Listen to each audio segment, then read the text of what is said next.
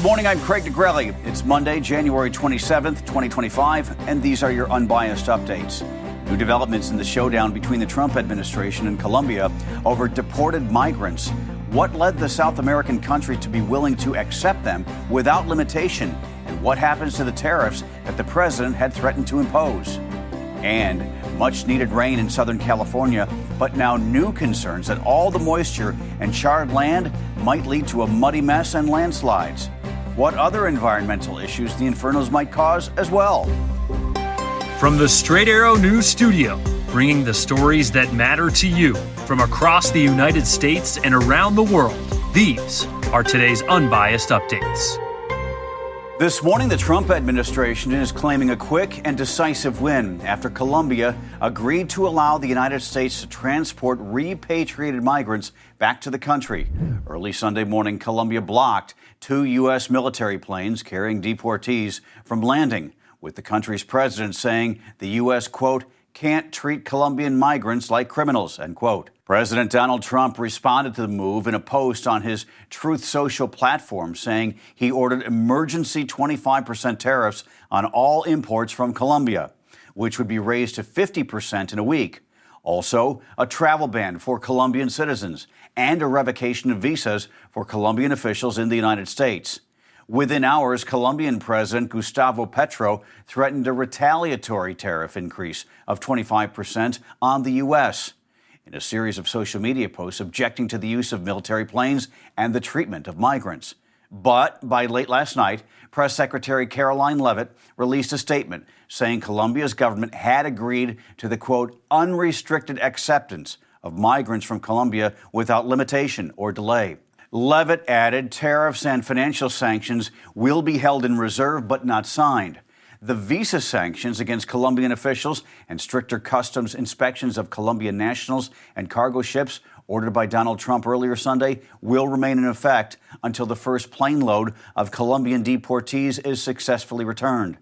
The statement said that other countries should take notice and fully cooperate in accepting its deportees who are in the United States illegally. Now to the Middle East, where early this morning Qatar announced an agreement has been reached to release an Israeli civilian hostage and allow Palestinians to return to northern Gaza.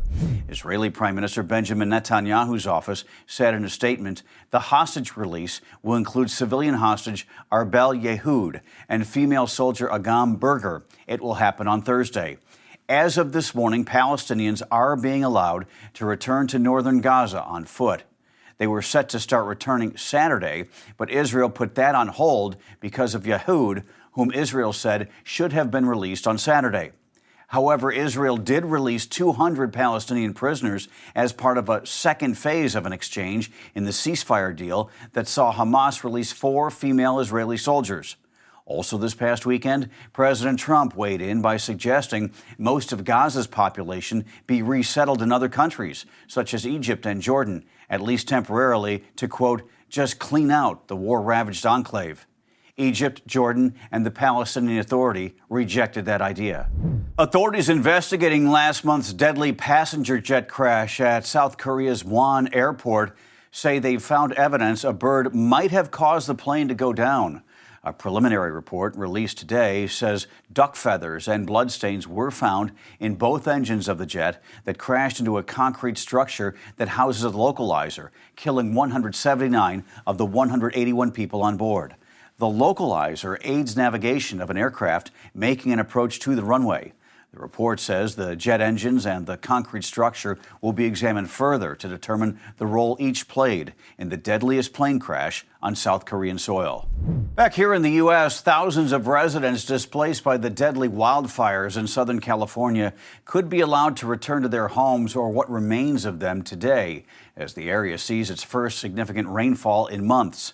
A slow-moving rainstorm settled over Southern California on Sunday. It brought much-needed relief as 3 major wildfires continue to scorch the already devastated area. Those big fires are mostly contained but have done lots of damage. However, there are major concerns this morning about mudslides, flash flooding, and toxic ash. Experts say rain that falls on a recently burned area picks up contaminants from ash, charred vehicles, and other debris and can carry pollutants into the ecosystem and water supply. Forecasters say rain showers are expected to continue into this afternoon. The CIA now says the COVID-19 pandemic more likely started with a lab leak rather than originating from animals. However, the agency said it would still continue evaluating any new intelligence reporting. On Saturday, a CIA spokesperson said, quote, "A research-related origin of the pandemic is more likely than a natural origin, based on the available body of reporting." However, analysts say they have low confidence in that assessment, despite former CIA Director Bill Burns telling the agency it needed to look at the existing evidence again and come down on one side or the other.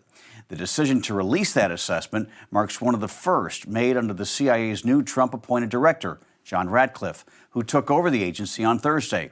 The origin of COVID has long been argued in this country, with other agencies like the FBI and the Energy Department believing the coronavirus most likely came from a leak in a lab in Wuhan, China, and not the theory of an infected animal at an outdoor market, which other intelligence agencies have favored.